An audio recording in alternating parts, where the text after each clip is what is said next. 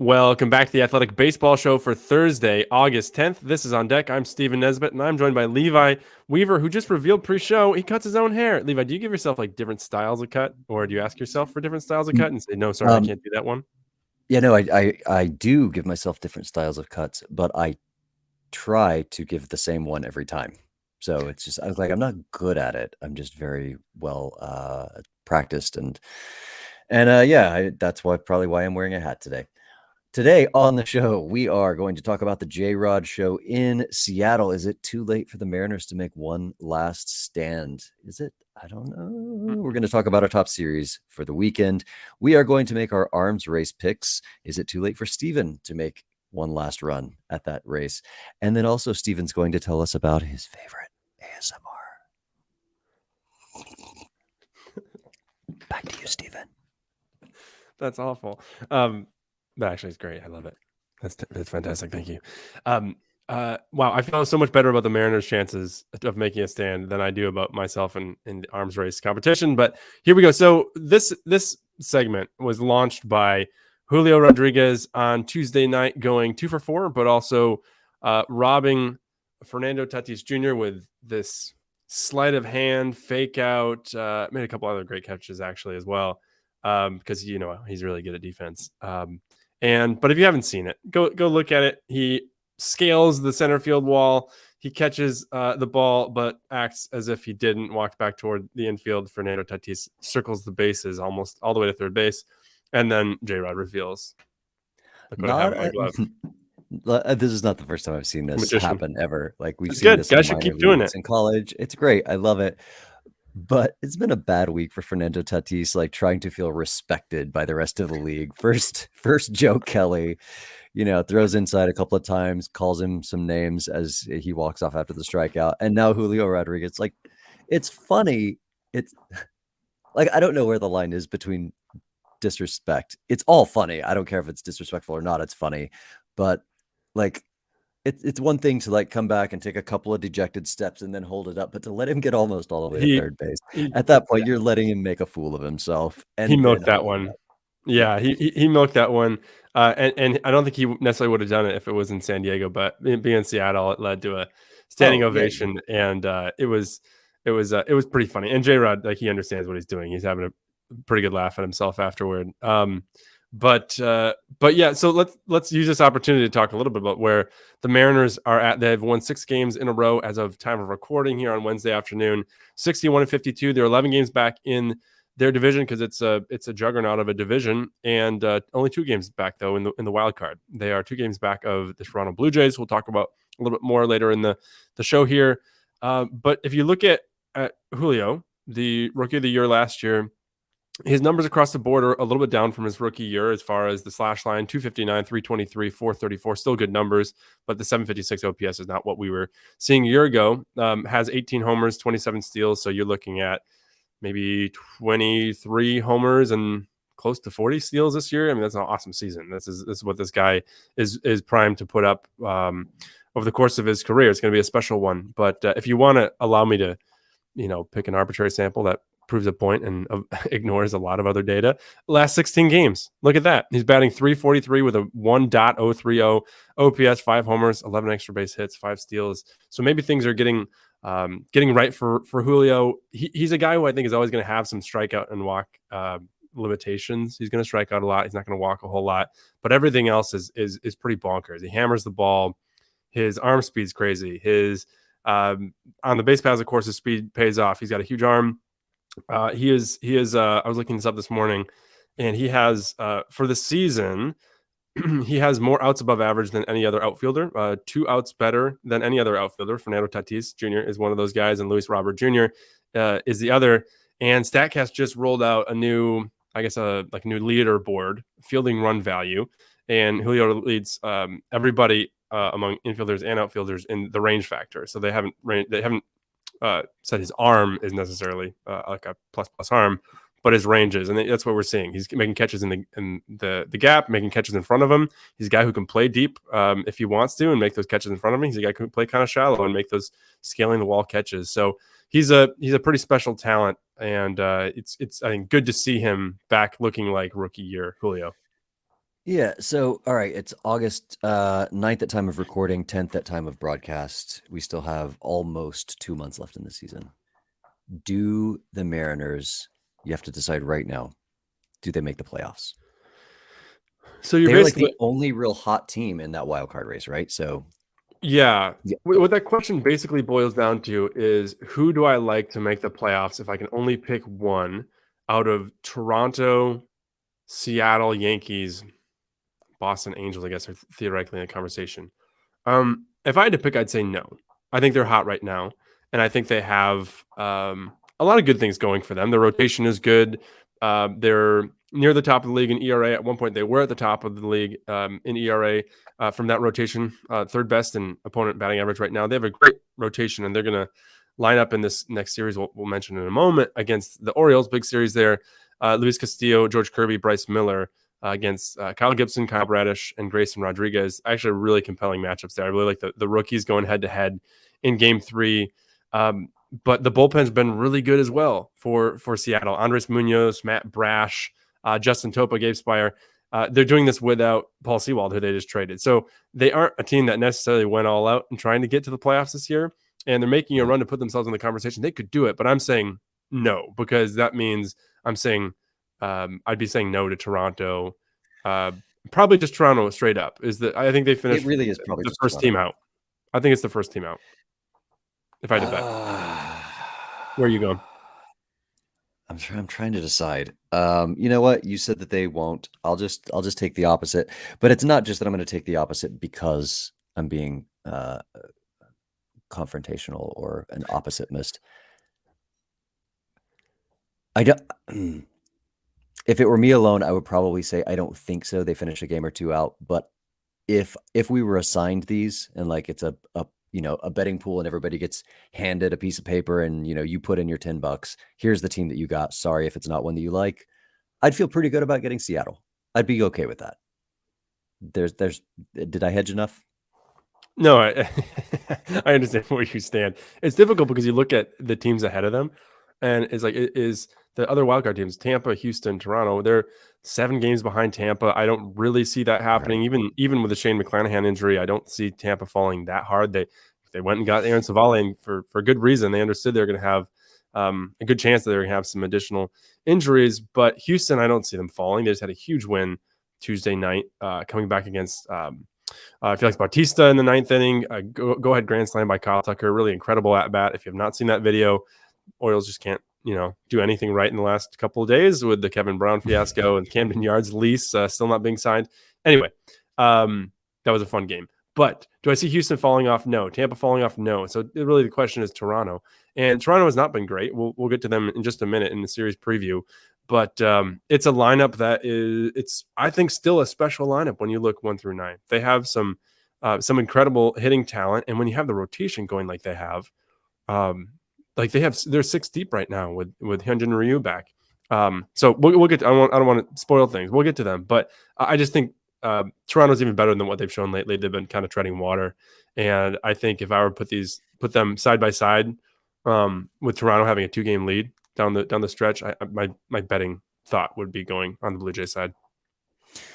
Well, on that note, let's go ahead and get to our series of the week. You spoiled a little bit, but let's jump right into yours, which has the Toronto Blue Jays facing off against another one of those teams that looks well. Actually, they have made it into a wild card spot. The Cubs. That didn't look like it was going to be a possibility 2 weeks ago, but here we are.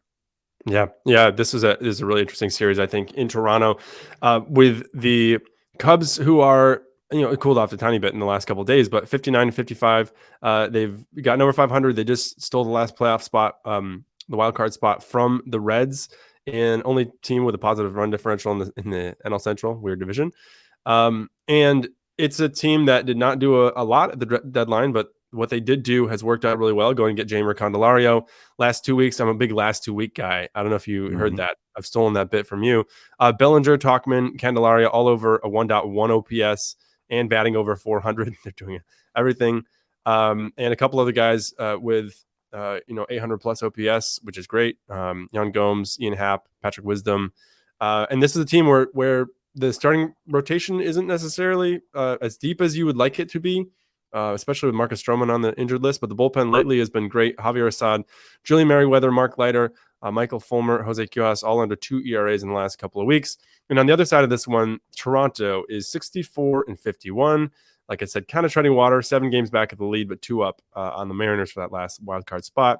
They just got beat up by a couple of Guardians rookies. If you've seen that series, they have a shot at Logan Allen in the finale. But lately they've been driven by like the not Vladdy guys, and Bo Bichette, of course, being injured lately. But they've gotten great contributions from Brandon Belt, George Springer, Dalton Varsho. Like it's a reminder, like they have all these dudes. They just need to sort of wake up. Varsho, like I said, good numbers lately, but sort of where has he been? Alejandro Kirk is waking up a little bit. Still good things lately from Whit Merrifield. Davis Schneider has come out of nowhere. I do not expect that to happen, but they believe enough in him that they put him batting leadoff in like his 4th MLB game. So, Wow. So the way this series stacks up, another really good one to watch. Jose Barrios against Justin Steele in game 1. These guys are both Barrios 3.38 ERA, Steele 2.68. He could go for the NL ERA title this year. Chris Bass against Drew Smiley in game 2, and then Yusei Kikuchi against Jamison Tyone in game 3. Kikuchi since the All-Star break, 1.24 ERA in 29 innings, 5 starts. Tyone, you go back 1 start further, 2.17 ERA in 37 innings over 6 starts. The Cubs are coming on hot. They straight up have a better lineup than the Brewers, so they could make this run all the way to the start. But if you're going like full team, the Cubs I don't think have the starting pitching right now to do it. However, if you get a healthy Stroman back, Justin Steele and Jamison Tyone the way he's been lately, that can work. So it's a very winnable division, and certainly the wild card, as you see right now, is within reach. On my end, I don't mean to just take the easy one here from the team that I live closest to, but the Rangers have an 8-game winning streak since the trade deadline. They have not lost. They swept the White Sox. They swept the Marlins. They're 2-0 versus the A's. Now that you've heard the opponents, maybe the 8-game winning streak isn't quite as impressive. The Marlins even have been fairly cold lately. They're not a bad team, but the White Sox and A's are. They are facing off against the San Francisco Giants. They swept the Arizona Diamondbacks, another team that was good that is now struggling. But then they were swept by Oakland in a 2-game series. They are currently, at time of recording, 1-1 against the flailing Angels. That will either be a 2-1 series win or a 1-2 series loss. By the time you hear this, these are 2 teams that have been doing fairly well since the deadline, both with, obviously playoff hopes. The Rangers are leading the AL West by 3 games. The Giants currently are tied for the first wild card position with Philadelphia. They're up 3 on the Cubs. And again, all that is going to change slightly by the time you hear this. The Rangers, this winning streak has been so perplexing to me because when you look at the guys who have been injured, obviously Jacob deGrom, we know about. He's been out for, a while. He's having Tommy John surgery. He's not going to be back this year. Nate Eovaldi was their best pitcher. He has been out for a while, not planning on being back for the next couple of weeks. They lost a couple of weeks from Corey Seager, who, by the way, is like maybe the best hitter on the planet this year when he's healthy. Yeah. They have lost their all-star catcher, Jonah Heim, which, good news, he's supposed to be taking live pitching over the weekend in San Francisco. It looks like he will be back this year, but has had a wrist injury. He's been out. They had to go get Austin Hedges to be like that, to replace Heim's defensive wizardry. Hedges can't hit, but at least they've replaced, some of the defense. And then the most recent one, Josh Young, fractured his thumb catching a 109-mile-an-hour line drive. My goodness, I'm glad he's not dead. And that's a lot of injuries for a team who just keeps plugging away and winning games. They've had a lot of contribution from, I think, one of the biggest keys. Actually, there are 2 keys that I look at. One is Mitch Garver looks like the Mitch Garver that won a Silver Slugger in, I guess, 2019. Yeah. That has helped them replace Heim's offensive output. In fact, probably is hitting better than Heim over the last week or 2. And the nice thing about Garver, obviously, is that if Heim comes back and if he can catch, then you slide Garver over to DH. Then you've got a whole lot of people to sort out in left field. Currently, none of their left field candidates are, well, I want to say they're not particularly hot. Robbie Grossman has been hitting the ball very well. He's got a 1036 OPS the last 2 weeks. He also fell down in the outfield and has made a couple of defensive plays that are perplexing. So some hit, some miss there. Seager, when they've been sort of limiting his playing time a little bit because he's still recovering from the thumb injury. But when he has played, he's 27 plate appearances in the last 2 weeks, 1330 OPS. Marcus Semien, no limits there, 1089.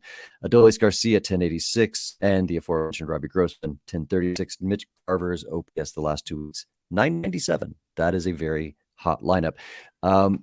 The other thing that has been helpful for the Rangers for the first 2-3 months of the season, it was every time we talk about him, this is going great, that's going great, hey, everything's cool. Bullpen is still an absolute wreck.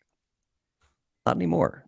Josh Spores hasn't given up. So this is, again, the last 2 weeks. We got a combined 17 2/3 innings from scoreless innings, by the way. 17 2/3 scoreless innings from Josh Spores. Aroldis Chapman has 4 innings. Spores is 5. Chris Stratton, 4 2/3 innings. Grant Anderson, 2. And then current New York Yankee Spencer Howard also squeezed in 2 innings before his departure. Aroldis Chapman has been a revelation. He's had 9 strikeouts over those 4 innings. That's 75% of his outs. He has a 50% K rate. And then the most remarkable stat that I've seen, and I'm aware that I'm sort of outing myself as not a very good stats nerd when I say this. So just think about this as like a child seeing a turbo engine for the first time and going, what is that? Over the last 2 weeks, Aroldis Chapman's FIP, I didn't know that this was possible. He has a negative FIP. It's negative 0.48. I didn't know that was possible. I didn't know you could. I thought 0 was as low as it could get. He is time traveling the FIPosphere right now with an 0.48, negative 0.48 FIP over the last 2 weeks. The bullpen has been strong. Will Smith. Yo, you know what's funny? Let me cut you off. Go ahead. I just Googled, can FIP be negative? And the first thing is a CBS Sports story from 2012, July 27, 2012, that just says headline, Aroldis Chapman broke FIP. And I just like the little blurb I see is, obviously it's not possible for a pitcher to have an ERA lower than 0. So a negative FIP just means that based on his walk rate, ... So he has done this before. He's done this before. Okay. Well, that's good. I'm glad that I'm not the only one that was perplexed by this. That blew my mind to see that. I was like, is this a mistake? Surely Fangraphs did not make a mistake. I have another stretch Ken Tremendous tweet from 2021 where Aroldis Chapman once again has done it. There we go. All right. I think it's a story. Did we just stumble on a story? Well, I think we just did. So yeah, the Rangers bullpen has been great lately. Andrew Heaney has been really strong the last 2 starts. Martin Perez was not. He's been bumped to the bullpen. Rangers looking very hot. Meanwhile, on the other side, the San Francisco Giants. It's been kind of hit and miss since the deadline. They are still in a good position to make the postseason. They're doing this weird 2-man rotation where it's Cobb and Webb are their 2 like starters. And then I talked to Andrew Baggerly about this. I'm like, so are they just running a bullpen out there? Like, you can't just have a 2-man rotation. And he said, more technically, I mean, kind of, yes. More technically, it's that they have 7 guys that are, and just the last 5 are squished into 3 spots. All 5 of those other guys are pretty good the last 2 weeks. Ross Stripling, 186 ERA. Jacob Junis, 338. Sean Manaea, 0. Alex Wood, 372. And Tristan Beck, 0. So pretty good pitching for the Giants. Pretty good hitting for the Rangers. Pretty good pitching for the Rangers. The hitting, they got a couple of guys. Wilmer Flores was the 1075 OPS over his last 2 weeks. Mike Yastrzemski was the other one, but that was only 11 plate appearances because he's on the injured list right now. So probably edge to the Rangers, but it should be a good series. Yeah. Also, you may have mentioned, producer Brian put it in the chat, Bruce Bochy's return to San Francisco. That'll be a big one. That's right. Obviously. Duh. We got him all. We got all the storylines. We'll get there. Yeah, went to San Diego earlier this year, or like just a couple weeks ago. That was the end of July, and then now returning to San Francisco. So there should be a good ovation for Bochy this week. A couple of the series I wanted to mention you should keep an eye on. Cleveland at Tampa. This is the Aaron Savale, Kyle Manzardo swap in reverse. Savale is going to start the opener on Friday at the Trop.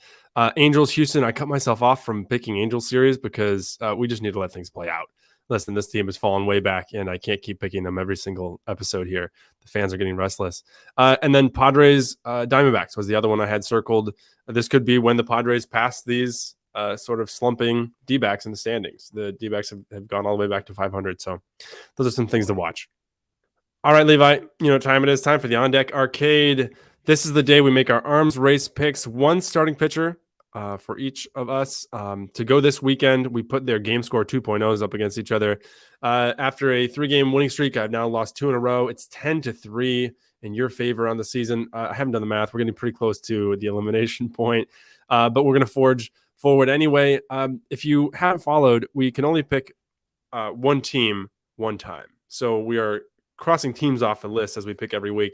I want to point out quickly a couple of the remaining teams each of us have, because we're trying to kind of like dodge landmines along the way. Right. There's some teams I would like to leave on the table.